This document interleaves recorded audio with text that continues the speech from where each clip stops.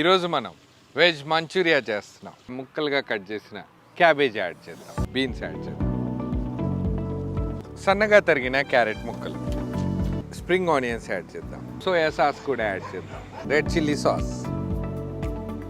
దీంట్లోనే మనం కొత్తిమీర కూడా యాడ్ చేద్దాం, గ్రీన్ చిల్లీ పేస్ట్ యాడ్ చేద్దాం, వెల్లుల్లిని రఫ్గా చాప్ చేసిన వెల్లుల్లి, ఇంకా అల్లం, టేస్ట్కి తగినంత ఉప్పు యాడ్ చేసి దీంట్లోనే మనం వైట్ పెప్పర్ పౌడర్ యాడ్ చేద్దాం.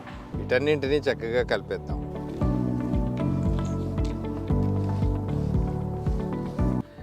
కార్న్ఫ్లోర్ యాడ్ చేద్దాం. ముందుగా మైదా ఇట్లా ఉండలుగా చుట్టుకుంటాం.